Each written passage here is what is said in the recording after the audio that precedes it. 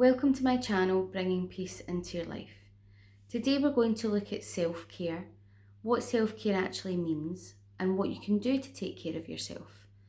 So self-care is about making sure that you're taking care of yourself physically, psychologically, emotionally and spiritually, so that you can deal with everything that life throws at you and also deal with day-to-day life, with family and also with work. So self-care is something that is very important, but actually sometimes we don't necessarily think about self-care as being high on a list of priorities. We let life take over, we do everything we need to do to function in life, but we don't necessarily think fully about self-care and about what we need to do to actually take care of ourselves. Today I want to look at this with you. So self-care, quite often when people are struggling with stress, anxiety and their mental health, they feel like self-care is a bad thing. They feel that it's quite selfish, that they would take time out for themselves and that they would prioritise themselves. So quite often people will put themselves at the bottom of the list and they will not prioritise their own self-care. And I think this is where there's a big downfall within what we're taught in society about taking care of people. We are quite often taught that we take care of others, which is actually a very selfless thing.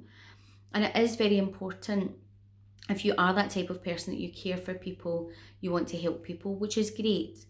But actually what we need to do is we need to take care of ourselves first so that we have the energy and resources psychologically and emotionally to then give out to other people.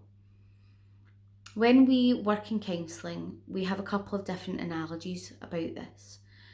We use an example of when you're on an aeroplane.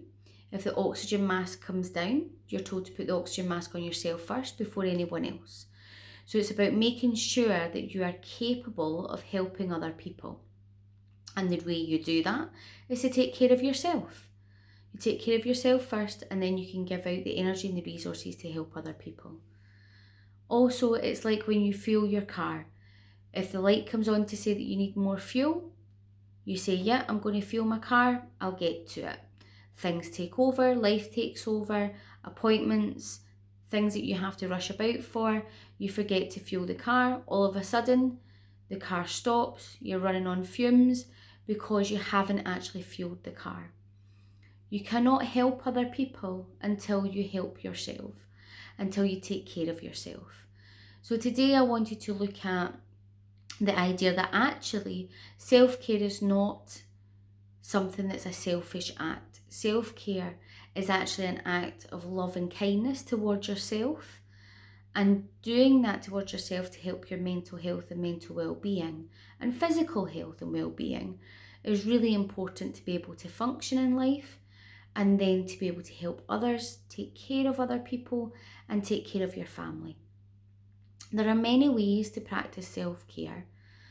Some people know exactly what to do that they need to do for themselves and they do it. Other people know what works for them but don't have time or feel they don't have time and don't make time to prioritise themselves. And other people aren't really sure what works for them. So if we break down self-care, basic self-care is things like getting up in the morning, having a shower, washing your hair, brushing your teeth, taking care of yourself physically, making yourself fresh for the day and taking care of your physical needs. Then there's things like making sure that you're eating healthily, making sure that you're preparing meals, eating, getting enough fuel for your body to fuel you for your day ahead. That is something that is very important and it's basic self-care. Then we can look at exercising. So taking care of your body, moving your body in a way that works for you and a way that energizes you. That can also give you good endorphins, which can make you feel good and make you feel happy. And that is something that can be very important. Then we need to look at self-care for psychological, emotional well-being. People get very stressed with life. Some people suffer from anxiety, and it's very important to look at what can we do to take care of ourselves so that when we do have an issue in life, we can cope with it as best we can because we've been taking care of ourselves and we've been building our resilience. So, resilience is a really important word. It's about your ability to cope, your ability to cope with stress, anxiety, things that happen in life, stuff that comes up that's unplanned for. If you have a high level of resilience and you're practicing self care, you can then deal with these issues as and when they come up. So, things like seeing friends and family, seeing people that love you, that care about you, that make you happy, doing things with people that we are connected to and that we feel for is very important because it boosts ourselves, it boosts our immune system, it boosts our emotions, it boosts us psychologically. And that can be very good if you are feeling like you're struggling, if you have not felt like you've been taking care of yourself as good as you can do, putting things in the diary, making plans with people, really things to look forward to. Life can become a trudge sometimes.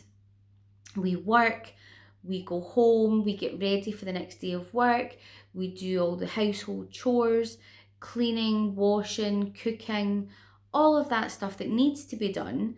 But then what happens is if you are focusing on that all the time and there's no moments of happiness or joy, that can be very difficult and it can feel like you're just going through the motions and you are just surviving rather than living. What we want to do in life is live. Yes, we have to go food shopping. Yes, we have to do the dishes or do the washing. These are important.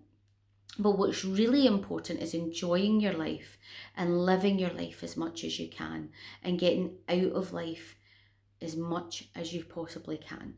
So it's about putting plans in place, maybe a lunch with a friend or a coffee with a friend or a walk in the park.